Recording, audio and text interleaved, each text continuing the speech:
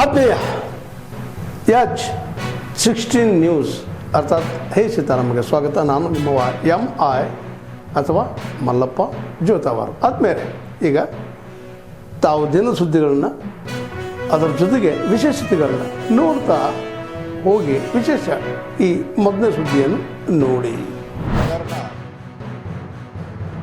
ದೊಡ್ಡ ರೂಪವನ್ನು ಪಡಿತಾ ಇದೆ. ಕಳೆದ ವಿಧಾನಸಭೆಯಲ್ಲೂ ಕೂಡ ನಾನು ಈ KPSCಯಲ್ಲಿ ಆಗ್ತಾ ಇರುವಂಥ ಭ್ರಷ್ಟಾಚಾರದ ಬಗ್ಗೆ ಎಳೆಯಾಗಿ ದಾಖಲೆಗಳನ್ನು ಬಿಡುಗಡೆ ಮಾಡಿದೆ. ಆ ಸಂದರ್ಭದಲ್ಲಿ ಮುಖ್ಯಮಂತ್ರಿ ಆಗಿದ್ದಂಥ ಸಿದ್ದರಾಮಯ್ಯ ವಿಧಾನಸಭೆ ಒಳಗಡೆ ಹೇಳಿದರು, ನೀವು ಹೇಳ್ತಾ ಇರೋದೆಲ್ಲ ಸತ್ಯ ಇದೆ, ನಾನು ಕ್ರಮ ತೆಗೆದುಕೊಳ್ತೀನಿ, ಮುಂದೆ ಈ ಥರ ಅಕ್ರಮ ನೇಮಕಾತಿಗಳು ಆಗುವಂಥದ್ದಕ್ಕೆ ಅವಕಾಶ ಕೊಡಲ್ಲ ಅಂತ ಹೇಳಿದ್ರು. ಆದರೆ ಅದಾದಮೇಲೂ ಕೂಡ ಈಗ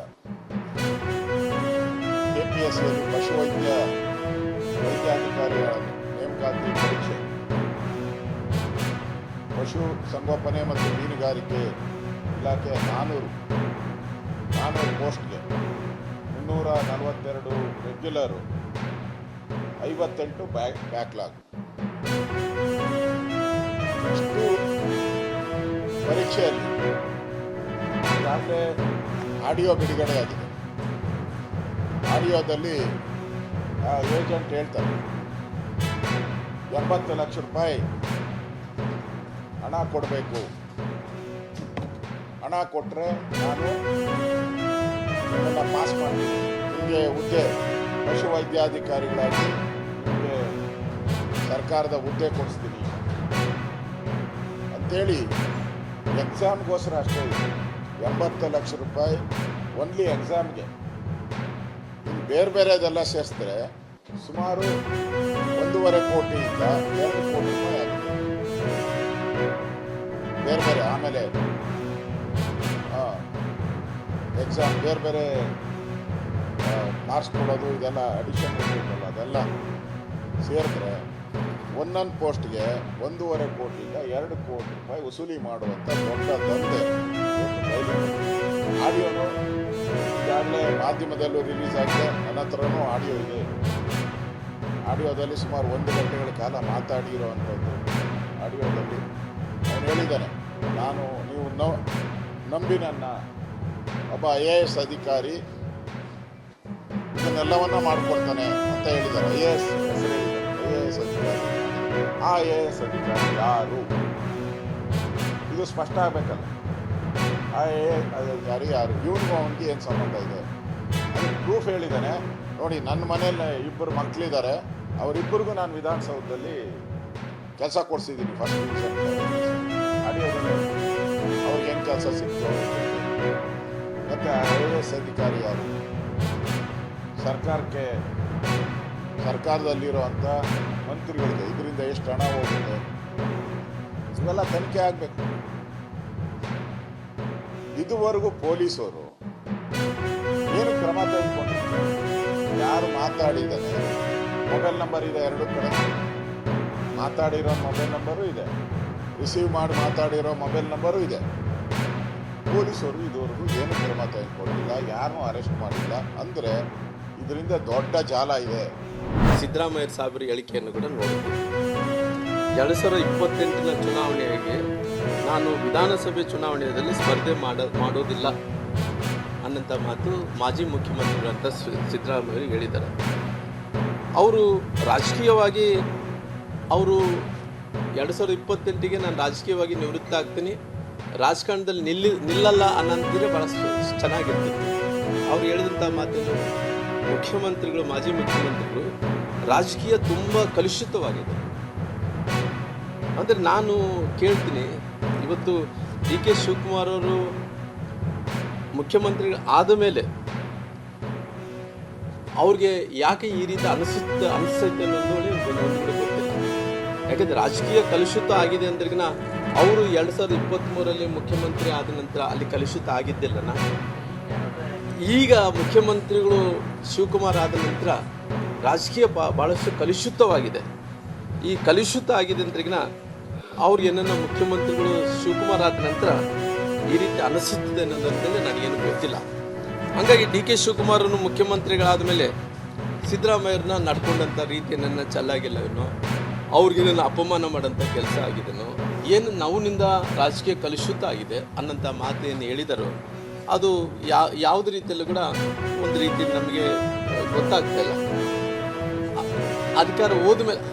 ಅಧಿಕಾರ ಹೋದ್ಮೇಲೆ ಈ ರೀತಿ ಕಲುಷಿತ ಆಗಿದೆನಾ ಇಲ್ಲ ಅಂದ್ರೆ ಈಗ ಅವ್ರು ಏನಾದ್ರು DK ಶಿವಕುಮಾರ್ ಅವರು ಮುಖ್ಯಮಂತ್ರಿ ಆದಮೇಲೆ ಕಲುಷಿತ ಆಗಿದೆನಾ, ಮುಂದಕ್ಕೆ ರಾಜಕೀಯ ನಿವೃತ್ತಿ ಆಗ್ತೀನಿ ಅಂದರೆ ಹೌದಪ್ಪ ನಿವೃತ್ತಿ ಆಗ್ತಾನೆ ಅಂದ್ರೆ ರಾಜಕೀಯನೇ ಕಲುಷಿತ ಆಗಿದೆ ಅನ್ನೋಂಥ ಮಾತು ಹೇಳಿದ್ರಿಂದ ಎಲ್ಲೋ ಒಂದು ಕಡೆ ಅಸಮಾಧಾನ ಇದೆ ಅನ್ನೋಂಥ ವಿಚಾರವನ್ನು ಕೂಡ ಅವ್ರಿಗೆ ಹೇಳುವಂಥ ಕೆಲಸದಲ್ಲಿ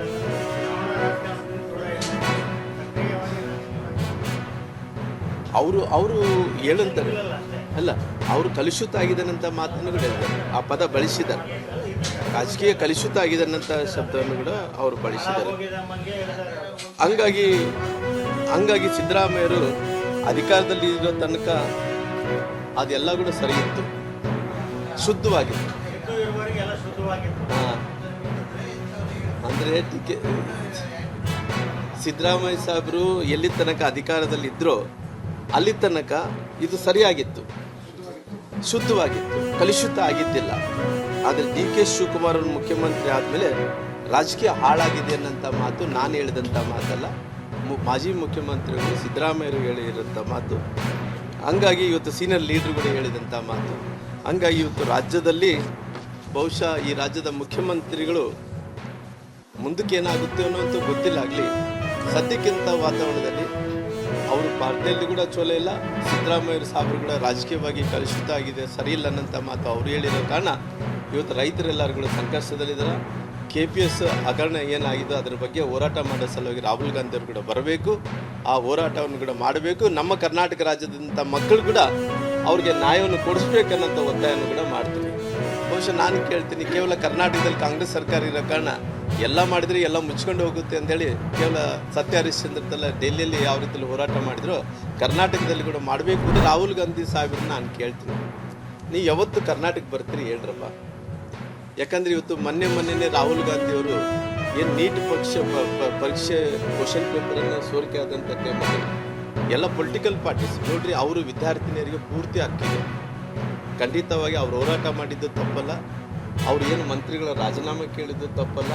ಆದರೆ ಅವ್ರ ಹೋರಾಟದ ನಿಂದನೆ ಪ್ರಧಾನಮಂತ್ರಿಗಳು ಮಕ್ಕಳ ಜೊತೆಲಿ ಇದ್ದೀನಿ, ವಿದ್ಯಾರ್ಥಿಗಳ ಜೊತೆಲಿ ಇದ್ದೀನಿ ಅನ್ನೋಂಥ ಕಾರಣದಿಂದ ದೇಶದಲ್ಲಿ ಕೆಲವೊಂದು ಈ ಫಿಡಲ್ ಸಿಸ್ಟಮ್ನ ನಾಯಕರಿದ್ದಾರೆ ನೋಡಿ, ದೇಶದಲ್ಲಿದ್ದಂಥ ಯುವಕರನ್ನ ದಾರಿ ತಪ್ಪಿಸಬಾರ್ದು ಅನ್ನೋಂಥ ಕಾರಣದಿಂದ ಪ್ರಧಾನಮಂತ್ರಿಗಳು ಧರ್ಮೇಂದ್ರ ಪ್ರಧಾನ್ ನಿರ್ಧಾರ ತಗೊಂಡು ನಮ್ಮ ಕ್ಯಾಬಿನೆಟ್ ಸಚಿವರು ಎಲ್ಲರಿಗೂ ನಿರ್ಧಾರ ತಗೊಂಡು ರಾಜೀನಾಮೆಯನ್ನು ಕೊಡಿಸಿದ್ದಾರೆ. ರಾಜೀನಾಮೆಯನ್ನು ಕೊಡಿಸಿದ ನಂತರ ರಾಹುಲ್ ಗಾಂಧಿ ಅವರು ಇಲ್ಲ ನಾವು ಮಾಡಿದಕ್ಕೋಸ್ಕರವಾಗಿ ರಾಜೀನಾಮೆ ಕೊಟ್ಟಿದ್ದು ಏನನ್ನ ಹೇಳ್ಕೊಳ್ಳಿ, ಪೊಲಿಟಿಕಲ್ ಆಗಿ ಅವ್ರಿಗೆ ಲಾಭ ಪಡ್ಕೊಂಡು ಜೊತೆಲಿ ನಾನು ಕೇಳ್ತೀನಿ, ಈ KPS ಹಗರಣ ಬಗ್ಗೆ ನೀವು ಯಾರು ರಾಜೀನಾಮೆ ಕೊಡಬೇಕಲ್ಲ, ಯಾರು ರಾಜೀನಾಮೆ ಕೊಡಬೇಕಲ್ಲ? KPS ಹಗರಣ ಇಷ್ಟೊಂದು ದೊಡ್ಡ ಹಗರಣ ಆಗಿದೆ, ಭ್ರಷ್ಟಾಚಾರ ಆಗಿದೆ, ಯಾರು ರಾಜೀನಾಮೆಯನ್ನು ಕೊಡಬೇಕು? ಇವತ್ತು ದೆಹಲಿಯಲ್ಲಿದ್ದು ಪ್ರತಿಭಟನೆ ಮಾಡಿದಂಥ ರಾಹುಲ್ ಗಾಂಧಿಯವರು ಇವತ್ತು ಕರ್ನಾಟಕ ಹೋಗಿ ಬರ್ತೀರಂತೇಳಿ ತಾವು ಹೇಳ್ಬೇಕಲ್ಲ. ನಾನು ಕೇಳ್ತೀನಿ, ಇವತ್ತು ಮೊನ್ನೆ ಡೆಲ್ಲಿ ಪ್ರತಿಭಟನೆ ಸಂದರ್ಭದಲ್ಲಿ ಏನು ರಾಹುಲ್ ಗಾಂಧಿ ಇದ್ದಲ್ಲ, ರಾಹುಲ್ ಗಾಂಧಿ ಏನು ಕಾರ್ ಇತ್ತು ಆ ಕಾರ್ ಹಿಂದ್ಗಡೆ ನಮ್ಮ ಮುಖ್ಯಮಂತ್ರಿಗಳು ಬಾಡಿಗಾರ್ಡ್ ಥರ ಓಡೋಗ್ತಿದ್ದ. ಅವರು ರಾಹುಲ್ ಗಾಂಧಿ ಕಾರ್ ಹಿಂದ್ಗಡೆ ಬಾಡಿಗಾರ್ಡ್ ಥರ ಓಡೋಡಿ ಹೋಗ್ತಿದ್ದ. ಈ ಓಡೋಡಿ ಹೋಗೋದ ರೀತಿಯಲ್ಲಿ ನೋಡಿದಂಥ ಟೈಮಲ್ಲಿ ಯಾರನ್ನು ಬಾಡಿಗಾರ್ಡ್ ಏನೋ ಅಂದ್ಕೊಂಡು ಅದು ಮುಖ್ಯಮಂತ್ರಿ ಕೂಡ ಓಡೋಗ್ತದೆ ರಾಹುಲ್ ಗಾಂಧಿ ಕಾರಿಂದ. ಆ ರೀತಿ ಓಡೋಗಂಥ DK ಶಿವಕುಮಾರ್ ಅವರು ಇವತ್ತು ಇಷ್ಟೊಂದು ದೊಡ್ಡ ಭ್ರಷ್ಟಾಚಾರ ಆಗಿದೆ, ಇದ್ರ ಬಗ್ಗೆ ನೀವು ಸ್ಪಷ್ಟೀಕರಣ ಕೊಟ್ರಲ್ಲ. ಇಷ್ಟು ಭ್ರಷ್ಟಾಚಾರ ಆದ ನಂತರ ಯಾರು ನೀವು ಮುಖ್ಯಮಂತ್ರಿಗಳು ರಾಜೀನಾಮೆ ಕೊಡ್ತೀರಾ? ಇಲ್ಲಿದ್ರೆ ಅವನು ಪ್ರಿಯಾಂಕಾ ಖರ್ಗೆ ಇದೆ ನೋಡಿ ಗೃಹ ಮಂತ್ರಿಗಳು, ಅವರು ರಾಜೀನಾಮೆ ಕೊಡ್ತಾರ? ಯಾಕೆ ಭಾಳಷ್ಟು ನೀತಿ ಪಾಠ ಮಾಡ್ತಾರೆ. ಇಲ್ಲ ನಮ್ಮ ಒತ್ತಾಯದಿಂದನೇ ಅಲ್ಲಿ ರಾಜೀನಾಮೆ ಆಯಿತು, ನಮ್ಮ ಹೋರಾಟದಿಂದನೇ ರಾಜೀನಾಮೆ ಆಯಿತು. KPS ಹಗರಣ ಇಷ್ಟೊಂದು ದೊಡ್ಡ ಭ್ರಷ್ಟಾಚಾರ ಆಗಿದೆ, ಬ್ರಹ್ಮಾಂಡ ಭ್ರಷ್ಟಾಚಾರ ಆಗಿದೆ. ಯಾರನ್ನ ಇವತ್ತು ನೀವು ರಾಜೀನಾಮೆ ಕೊಡಿಸಿ? ಮುಖ್ಯಮಂತ್ರಿಯನ್ನ ರಾಜೀನಾಮೆ ಕೊಡಲಿ, ಇಲ್ಲಿದ್ದ ಗೃಹ ಮಂತ್ರಿಗಳನ್ನ ರಾಜೀನಾಮೆ ಕೊಡಲಿ, ಇಲ್ಲ ಅವ್ರು ಸಂಬಂಧಪಟ್ಟಿದ್ದ ಶಿಕ್ಷಣ ಸಚಿವರನ್ನಾಗಲಿ ಅವ್ರು ಸಂಬಂಧಪಟ್ಟಿದ್ದ ಮಂತ್ರಿಗಳನ್ನಾಗಲಿ ಕೊಡಲಿ. ಅದಕ್ಕೂ KPS ಹಗರಣ ವಿಚಾರದಲ್ಲಿ ನೋಡಿದಂಥ ಟೈಮಲ್ಲಿ KPS ಅಲ್ಲಿ ಪರೀಕ್ಷೆ ಬರೆದಂಥ ಮಕ್ಕಳು ಇವತ್ತು ಅವ್ರ ಭವಿಷ್ಯಕ್ಕೆ ಯಾರು ಹೊಣೆ? ಅವ್ರ ಭವಿಷ್ಯಕ್ಕೆ ಯಾರು ಹೊಣೆಗಾರರಾಗ್ತೀರಿ? ಜೊತೆಲಿ ಇಷ್ಟೊಂದು ಭ್ರಷ್ಟಾಚಾರ ಆದಂಥ ಟೈಮಲ್ಲಿ ಕೂಡ ಎಲ್ಲ ವಿದ್ಯಾರ್ಥಿನಿ ಹೋಗಿ ಪೊಲೀಸ್ ಸ್ಟೇಷನ್ದಲ್ಲಿ ಕುಂತು ಕಂಪ್ಲೇಂಟನ್ನು ಕೊಡಬೇಕಂತೇಳಿ ಕುಂತಂಥ ಟೈಮಲ್ಲಿ ಈ ಸರ್ಕಾರ ಎಷ್ಟು ಬೇಜವಾಬ್ದಾರಿ 3 ತಾಸುಗಳ ಕಾಲ 3 ಗಂಟೆಗಳ ಕಾಲ ದೂರು ಸ್ವೀಕಾರ ಮಾಡೋ ಸಲುವಾಗಿ ಕಂಪ್ಲೇಂಟನ್ನು ಸ್ವೀಕಾರ ಮಾಡೋ ಸಲುವಾಗಿ 3 ತಾಸು ಕೊಡ್ತಾರೆ. ಈ 3 ತಾಸನ್ನ ಅರ್ಥ ಏನು? ಮಕ್ಕಳನ್ನ ಕಂಪ್ಲೇಂಟನ್ನು ಕೊಡೋಕೆ ಹೋದಂಥ ಮಕ್ಕಳನ್ನು 3 ತಾಸು ಪೊಲೀಸ್ ಸ್ಟೇಷನ್ದಲ್ಲಿ ಕೂಡಿಸ್ಕೊಂತಿರೋದ್ರಿಂದ ಇದರ ಜವಾಬ್ದಾರಿ ಯಾರು ಹೊಣೆಗಾರಿಕೆಯನ್ನು ಹೊತ್ತಬೇಕಾಗಿದೆ? ಇದು ಪೊಲೀಸ್ ಸ್ಟೇಷನ್ದಲ್ಲಿ ರಿಜಿಸ್ಟ್ರ್ ಮಾಡಬೇಕು ಅಂತ ಹೋದಂಥ ಟೈಮಲ್ಲಿ ಅವ್ರ ಮೇಲೆ ಒತ್ತಡ ಇರೋಂಥ ಕೆಲಸ ನೀವು ಮುಖ್ಯಮಂತ್ರಿಗಳು ಮಾಡಿದರೆ, ಗೃಹ ಮಂತ್ರಿಗಳು ಮಾಡಿದರೆ ಇದನ್ನ ಸ್ಪಷ್ಟೀಕರಣ ಕೊಡೋಂಥ ಕೆಲಸ ಮುಖ್ಯಮಂತ್ರಿಗಳು ಮಾಡಬೇಕು ಅನ್ನೋಂಥ ನಾನು ಕೂಡ ಅವ್ರಿಗೆ ಆಗ್ರಹಿಸ್ತೀನಿ. ಜೊತೆಲಿ ವಿದ್ಯಾರ್ಥಿನಿಯರು ಒಂದು ಕಡೆ ದೂರು ಸ್ವೀಕಾರ ಮಾಡೋಂಥ ಟೈಮಲ್ಲಿ ಲೇಟು ಮಾಡಿದ್ದಾರೆ, 3 ತಾಸುಗಳ ಕಾಲ ಅವರು ಕೂಡಿಸ್ಕೊಂಡಿದ್ದಾರೆ, ಅವ್ರಿಗೆ ತೊಂದರೆಯನ್ನು ಮಾಡಿದ್ದಾರೆ. ಈ ಸರ್ಕಾರ ಯಾವುದೇ ರೀತಿಯಲ್ಲಿ ಕೂಡ ಕಿಮ್ಮತ್ತು ಕೊಡ್ತಾ ಇಲ್ಲ. ಅದಕ್ಕೋಸ್ಕರವಾಗಿ ಇವತ್ತು ರಾಹುಲ್ ಗಾಂಧಿ ಅವ್ರನ್ನ ನಾನು ಬರ್ಲಿಕ್ಕೆ ಹೇಳ್ತೀನಿ. ಯಾಕಂದ್ರೆ ನೀಟ್ ಪರೀಕ್ಷೆದಲ್ಲಿ ಭಾಳ ದೊಡ್ಡ ಹೋರಾಟ ಮಾಡಿದಾರಲ್ಲ, ನಿಮ್ಮ ಸರ್ಕಾರದಲ್ಲಿ ಇವತ್ತು ಬ್ರಹ್ಮಾಂಡ ಭ್ರಷ್ಟಾಚಾರ ಇದೆ. ಇವತ್ತು KPS ಪರೀಕ್ಷೆಯಲ್ಲಿ ವಿದ್ಯಾರ್ಥಿನಿಯರಿಗೆ ಭಾಳಷ್ಟು ತ್ರಾಸಾಗಿ ಅವರಿಗೆ ಯಾವುದೇ ರೀತಿಯಲ್ಲಿ ಏನು ನ್ಯಾಯ ಸಿಗಬೇಕಾಗಿದೆ ಸಿಕ್ಕಿಲ್ಲ. ದಯವಿಟ್ಟು ಕರ್ನಾಟಕ ಕೂಡ ಬಂದು ರಾಹುಲ್ ಗಾಂಧಿ ಅವರು, ಭಾರತೀಯ ಜನತಾ ಪಾರ್ಟಿಯವರು, ಅದರಲ್ಲೂ ಕರ್ನಾಟಕ ರಾಜ್ಯದಲ್ಲಿ ಕೆಲವರು ಅವರ ಸಮತೋಲನವನ್ನು ಯಾಕಂದರೆ ಅಲ್ಲಿ ಯಾರೂ ಸಹ ನಿರೀಕ್ಷೆ ಮಾಡಲಿಲ್ಲ ಜನಿಸಿ ಅವರು ಯಶಸ್ವಿ ಆಗ್ತಾರೆ ಅಂತೇಳಿ. ಅವರ ಶಿಕ್ಷಣ ಸಚಿವರು ರಾಜೀನಾಮೆ ಕೊಟ್ಟ ನಂತರ ಎಲ್ರಿಗೂ ಸಹ ಒಂದು ಭಯ ಹುಟ್ಟಿದೆ. ಯಾವುದಾದ್ರೂ ವಿಚಾರದಲ್ಲಿ ನೀವು ಹೋರಾಟ ಮಾಡಬೇಕು ಅನ್ನೋದು ಬಂದಾಗ ಧೈರ್ಯ ಇರಬೇಕು. FIR ಆದಾಗ ಅದನ್ನು ಸ್ವೀಕಾರ ಮಾಡಿ ಕೋರ್ಟಲ್ಲೂ ಸಹ ಆ ಕೋರ್ಟಲ್ಲಿ ವಾದ ವಿವಾದಗಳು ಮಾಡಲಿಕ್ಕೆ ತಯಾರಾಗಬೇಕು. ಅರ್ಧಂಬರ್ಧ ಮಾಡೋಕ್ಕೆ ಹೋದಾಗ ಇದೇ ಆಗೋದು. ಅವ್ರಿಗೆ ಅವರ ಸಿದ್ಧಾಂತದ ಮೇಲೆ ನಂಬಿಕೆ ಇದ್ದರೆ FIR ಆದ್ರೂ ತೊಂದರೆಗಳನ್ನು ಹೋರಾಟ ಮಾಡ್ತೀನಿ ಅಂತ ಹೇಳಬೇಕು. ಇವನು ರಾಮ ಮಂದಿರದ ವಿಚಾರದಲ್ಲೂ ಸಹ ಯಾರೂ ಸಹ ಅಯೋಧ್ಯೆಯಲ್ಲಿ ಯಾರೂ ಸಹ ಭಾರತೀಯ ಜನತಾ ಪಾರ್ಟಿ ಸಂಸದರು RSS ಅವರು ಪ್ರಾಣ ಕಳ್ಕೊಂಡಿರಲಿಲ್ಲ. ಈಗಲೂ ಸಹ ಇವತ್ತು ಸಹ ಕ್ರಿಮಿನಲ್ ಕೇಸ್ ಪೆಂಡಿಂಗ್ ಇದೆ ಲಾಲ್ ಕೃಷ್ಣ ಅಡ್ವಾಣಿ ಅವ್ರ ಮೇಲೆ, ಮಂಜು ಮನೋಹರ್ ಜೋಶಿ ಅವರು, ಉಮಾಭಾರತಿ ಅವ್ರ ಮೇಲೆ. ಆ ಥರ ಅವ್ರಿಗೇನಾದರೂ ಧೈರ್ಯ ಇದ್ದರೆ ಪೊಲೀಸ್ ಅವರು ಏನು FIR ಮಾಡಿದ್ದಾರೆ ಅದನ್ನು ಧೈರ್ಯವಾಗಿ ನ್ಯಾಯಾಲಯದಲ್ಲಿ ಎದುರಿಸಬೇಕೇ ವಿನಃ ಈ ಥರ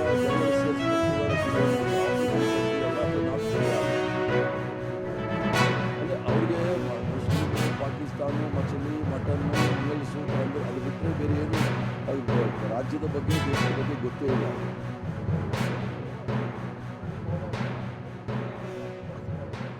ಅದು ಪೊಲೀಸರಿಗೆ ಅಡ್ಡಿಪಡಿಸಿದಾಗ ಸರ್ಕಾರಿ ನೌಕರನ್ನ ಅಡ್ಡಿಪಡಿಸಿದಾಗಲೂ ಸಹ ಒಂದು ಕೇಸ್ ಬುಕ್ ಮಾಡಬೇಕಾಗುತ್ತೆ.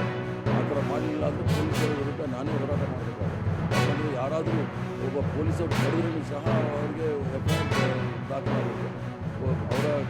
ಅವರ ಕಾರ್ಯನಿರ್ವಹಣೆ ಅಡ್ಡ ಹಾಕಿದ್ರೆ ಅದರ ವಿರುದ್ಧ ಕಾನೂನು ಕ್ರಮ ತೆಗೆದುಕೊಳ್ಳಬೇಕು.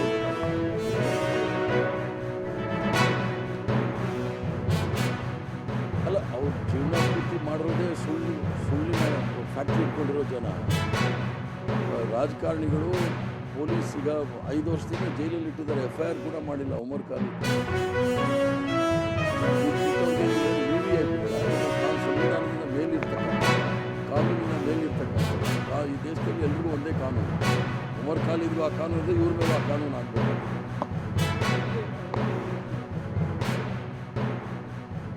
ಡೆಲ್ಲಿಗೆ ಹೋಗ್ತಾ ಇದ್ದೀನಿ, ಕ್ಯಾಬಿನೆಟ್ ವಿಚಾರ ಅಲ್ಲ. ನಾನು ಇವತ್ತಿಂದ 30ನೇ ತಾರೀಕು ಕರ್ನಾಟಕದಲ್ಲಿದ್ದೆ. 30ನೇ ತಾರೀಕು ನಾನು ಬರ್ತೀನಿ. ಡೆಲ್ಲಿನಲ್ಲಿ ಏನಾದರೂ ಬೆಳವಣಿಗೆ ಇದ್ದರೆ ಅಲ್ಲಿ ನಿಮ್ಮ ಸ್ನೇಹಿತರು ಅವರಲ್ಲಿ ಮಾತಾಡ್ತೀನಿ. ಯಾಕಂದರೆ ನಾನು ಇವತ್ತು ಯಾವುದೋ ಖಾಸಗಿ ವಿಚಾರದಲ್ಲಿ ಹೋಗ್ತಾ ಇರೋದು. ಡೆಲ್ಲಿಗೆ ಹೋದ್ಮೇಲೆ ಏನು ಬೆಳವಣಿಗೆ ಇದೆ ಅದನ್ನು ನೋಡಿ ನಾನು ಕೇಳ್ತೀನಿ. ನಾನು ಸಹ ಸಿದ್ದರಾಮಯ್ಯನ ಜೊತೆಗೆ ಹೋಗ್ತಾ ಇದ್ದೀನಿ. ಶಿವಕುಮಾರ್ ಅವರು MP ಗಳ ಸಭೆ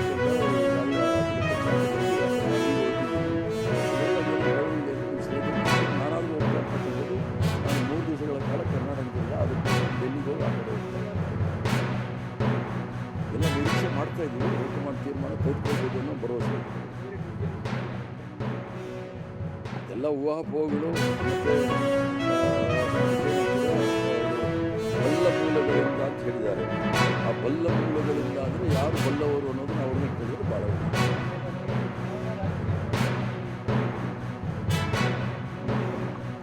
ಅವರು ಕಾರಣ ಕೊಟ್ಟಿರ್ತಕ್ಕಂಥದ್ದು ಭಾಳ ಅರ್ಥಗರ್ಭಿತವಾದ ಕಾರಣ. ರಾಜಕಾರಣ ಭಾಳ ಕೆಟ್ಟಿದೆ, ಹಣದ ಪ್ರಭಾವ ಜಾಸ್ತಿ ಇದೆ, ಅದು 100ಕ್ಕೆ 100 ಸತ್ಯ. ತೋಳು ಬಲ, ಹಣದ ಬಲ ಇದೆ, ತೊಂದರೆ ಇಲ್ಲ. ಕಪ್ಪು ಹಣದ ಬಲ ಇವೆಲ್ಲವೂ ಸಹ ಇರೋದ್ರಿಂದ ಅವರು ಬೇಸತ್ತು ರಾಜೀನಾಮೆ ಕೊಟ್ಟಿದ್ದಾರೆ. ಅವ್ರ ಕಾರಣ ಭಾಳ ಮುಖ್ಯ. ಮತ್ತು ರಾಜಕೀಯ ನಿವೃತ್ತಿ, ಇದು ಸಕ್ರಿಯ ರಾಜಕಾರಣ ಅಂದರೆ ವಿಧಾನಮಂಡಲ ರಾಜಕೀಯದಲ್ಲಿಂದ ನಿವೃತ್ತಿ ಚುನಾವಣಾ ರಾಜಕೀಯದಲ್ಲಿ ಹೇಳಿರೋದು, ಅದನ್ನು ನಾನು ಪತ್ರಿಕೆಯಲ್ಲಿ ನೋಡೋದು, ಅವರಲ್ಲಿ ಮಾತಾಡೋದು ನಾನು ಹೇಳೋಂಗಿಲ್ಲ. ಬಟ್ ಯಾವ ನಿಮ್ಮ ಪತ್ರಿಕೆಗಳು ಮಾಧ್ಯಮದಲ್ಲಿ ಬಂದಿದೆ, ರಾಜಕೀಯ ಭಾಳ ಕೆಟ್ಟದಾಗಿದೆ, ಹಣದ ಬಲ ತೋಳ್ಬಲ ಇವೆಲ್ಲವೂ ಜಾಸ್ತಿ ಆಗಿರೋದ್ರಿಂದ ನನಗೆ ತಾವೆಲ್ಲ ಇಲ್ಲಿವರೆಗೆ ಸುದ್ದಿಗಳನ್ನು ನೋಡಿದಿರಿ, ಜೊತೆಗೆ ವಿಶೇಷ ಘಟನೆಗಳನ್ನು ಸಹ ನೋಡಿದಿರಿ. ಅದು ನಿಮ್ಗೇನು ಅನ್ನಿಸ್ತು? ನಿಮಗೆ ಲೈಕ್ ಮಾಡಿರಿ, ಶೇರ್ ಮಾಡಿರಿ, ಕಾಮೆಂಟ್ ಮಾಡಿರಿ, ಜೊತೆಗೆ ಸಬ್ಸ್ಕ್ರೈಬ್ ನಿಲ್ಲಿಸ್ಬೇಡ್ರಿ. H16 ನ್ಯೂಸ್ ಅರ್ಥಾತ್ ಸಿದ್ದರಾಮಯ್ಯ ಸತ್ಯ ಕೈಗನ್ನಡಿ ವಂದನೆಗಳು.